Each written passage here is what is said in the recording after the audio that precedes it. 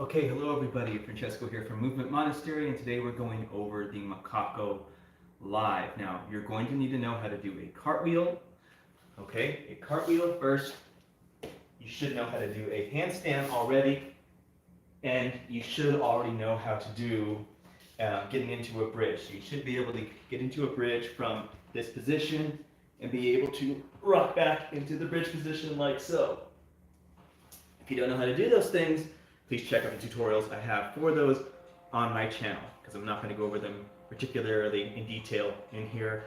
And when I post-produce this, I'll put some links to those things afterward. So, the Mocaco. What is it? What does it look like?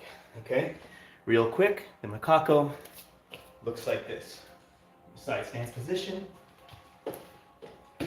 Okay, that is a Mocaco. Just means monkey in Portuguese, and it comes traditionally from Capoeira, but there are elements of this in gymnastics already called the physique, which is just a more refined version of the same exact skill. Now, I'm going to show you how to break this skill down and not easily do it, but work toward it.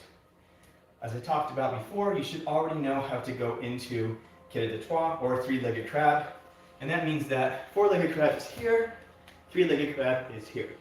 You want to be able to get into the three-legged crab, and from this position, you want to be able to turn your backhand thumb turned like this, like you're opening a can or a jar. You're turning that out like this, putting it down, and then from here, you should be able to push the hips up and then rotate the shoulders backward into place so your back can bridge, like so, okay? You want to be able to do that, and you want to be able to extend your arm overhead in that manner, okay? So you need to be able to do that first before moving on to this. If you watch me from the back here, same idea, hand turned out, hips pushed up, shoulder back, and you should be able to reach back into that position. The next thing you want to be able to do here is do a small jump. So you need to be able to jump off of your legs from that position. So start with your hand down, hips down, and then pushing the hips upward, using the arm to help swing you up. You want to be able to jump and throw the arms upward like that. And you want to experiment with that and see how much of a jump you can get without falling backward onto your arm too much. Do this with a slight rotation out with the arm. And it's okay if your body slightly turns to the side. That's all okay as part of this. Okay? From here, I'm going to do a jump upward with a lot of force, throwing that arm up, and then I'm going to start to rotate the shoulder back, doing that a little bit more, right? And it's okay for your body to turn to the side a little bit, like so. In fact, if you're here, and you turn to the side like that, into that side position, that's okay, and that's going to help you get to this next spot we're going to talk about. So, the thing about the Mocaco is that you need to be able to push yourself over the arm. So you have to actually produce force that direction toward the arm to be able to go over it. Unless you're a super flexible person, which I'm not, you can actually, if you're super flexible, you can actually just bend over backwards and kick over in that sense, but you're not going to be able to do that if you don't have the shoulders for it. So instead you have to produce force that direction. So that means that you're actually going to be loading up the legs first, then placing the hand down, and then lean back into it. So you have this lean back motion going on like that. If you don't do that, you're going to go straight up and come straight back down. Okay? So you have to have force going that way. The second thing you have to understand is that you're trying to get to a handstand position or a cartwheel position, and that's why it's good to know how to do those things already. Okay? So again, you need to know those already to do this. It'll just make your life easier. You can learn the Mocaco without those things, but it's better if you know them already. Okay? So you have to have that jump and that force producing that way.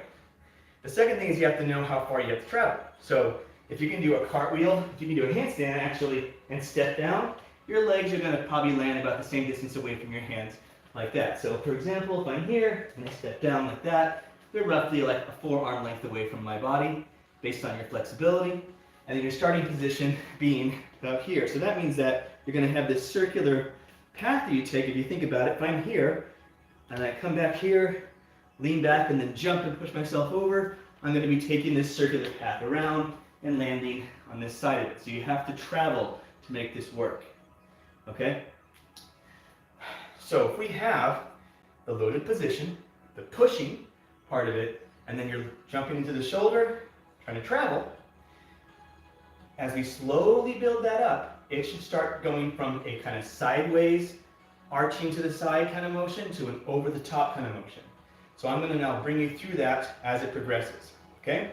So the first couple of them, as you load up here, might just be around the side like that, and you jump around the side. And then as you get better at that and extend your body, okay, you might get more of a pushing motion where your body's really extended outward, like so, right? And you can do the leg out like that too if you want, as a way to soften the landing. But as you get better at this and more comfortable, you want to start bridging and pushing to the shoulder more and trying to get yourself into that handstand position. So that means your hips have to be over the top of your hands. That's why it's good to understand what a handstand is, how to have your body over the top of your arms. If not, you're going to keep crumbling. It's not going to become anything close to a Mocaco, okay? Or a decent Mocaco. So what does that look like? First you jumped around the side. Now we're going to try and jump up more. I'm going to turn this way so you can see what I mean by that. So the first one was out to the side. Now we're going to try and get more upside down.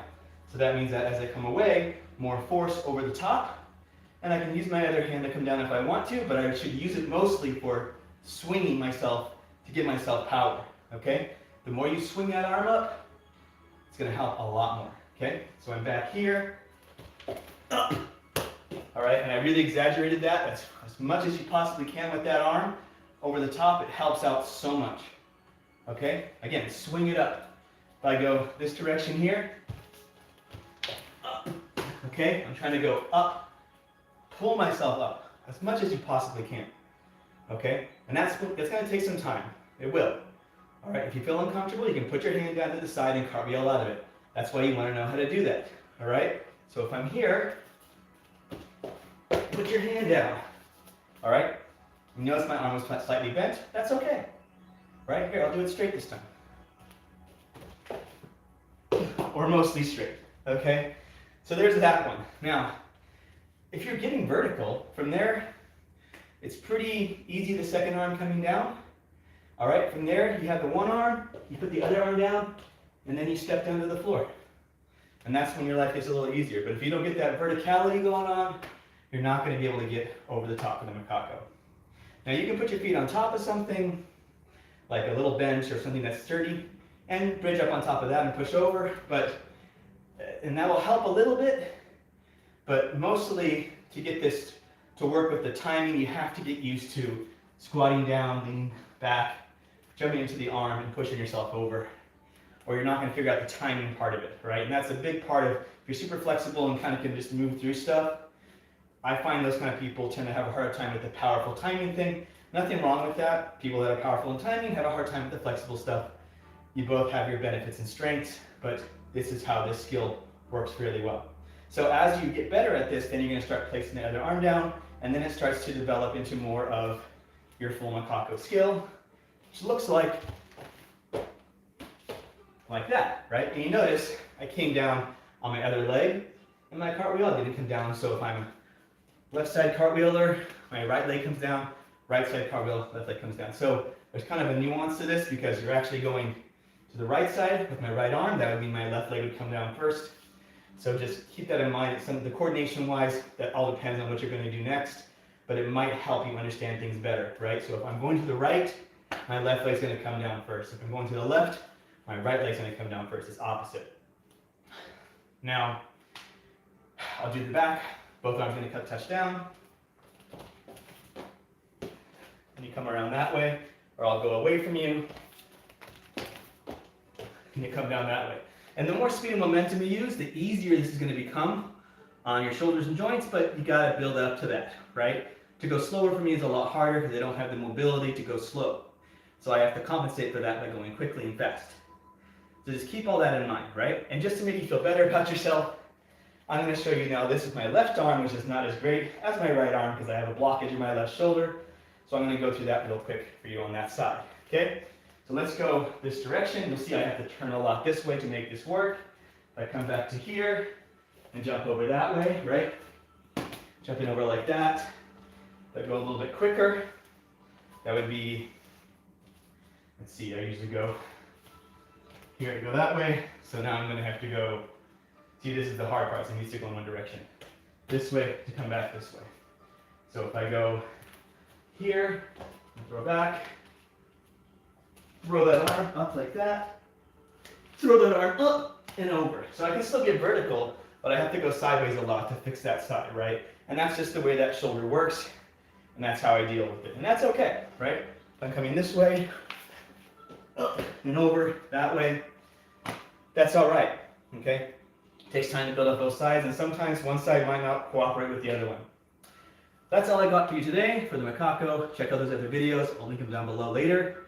And you all have a great day. Keep on moving. Thanks, everybody. Bye.